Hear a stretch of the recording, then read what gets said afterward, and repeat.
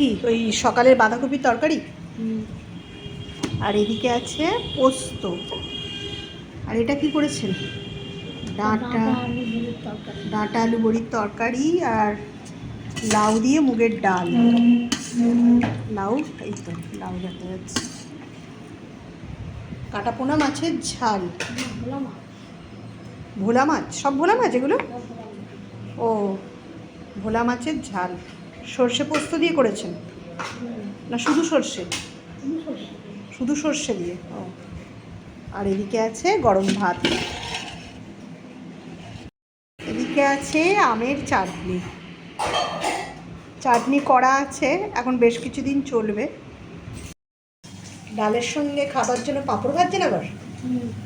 ও, পোস্ত তো আছে আর পাঁপড়ও ভাজছে। চাটনির সাথে ভালো লাগে কিন্তু, তাই না? আমের চাটনির সঙ্গে পাঁপড়। চলুন ভাত বাড়ুন, পাঁপড়টা ভাজা হয়ে যাক। পাঁপড়গুলো একটু লাল হয়ে যাচ্ছে দেখুন। বর্ষার পাঁপড় তো সেই জন্য ওদের একটু লাল হয়ে যাচ্ছে, তাই না? হ্যাঁ,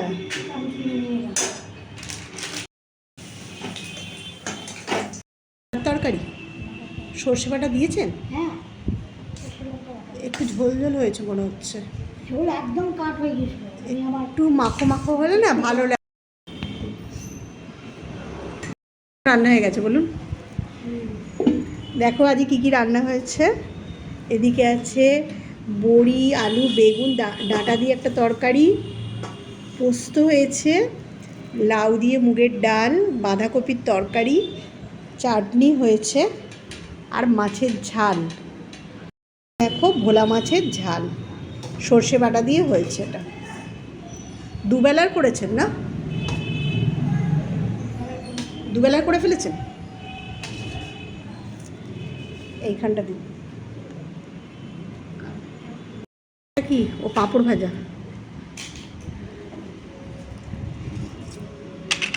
ও, আজকে একদম ভরে গেছে খাবারে। আজকে অনেক কিছু রান্না হয়ে গেছে।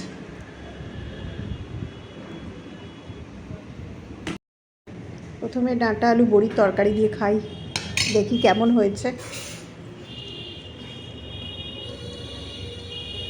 এইটা আমি করিনি, এটা শাশুড়ি মা করেছে। বাঁধাকপির তরকারি, ডাল এগুলো আমি করেছি।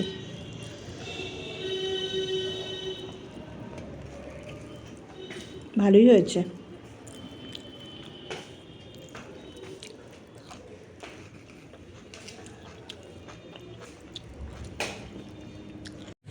লাউ দিয়ে মুগের ডালটাও কিন্তু খুব ভালো হয়েছিল। তার সঙ্গে একটু পাঁপড় ভাজাও খেলাম, আবার পোস্তও খেলাম। আর মাছের ঝালটাও খুব ভালো হয়েছিল। আর আমি আবার পাঁপড় একটু চাটনি দিয়ে খেতে না খুব ভালোবাসি।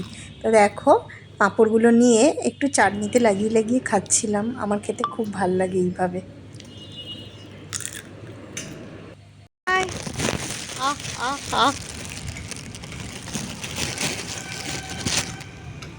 ও, কদিন ধরে যা ওয়েদার যাচ্ছে।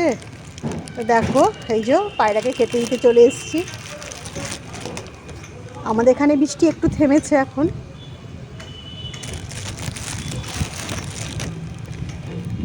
খা।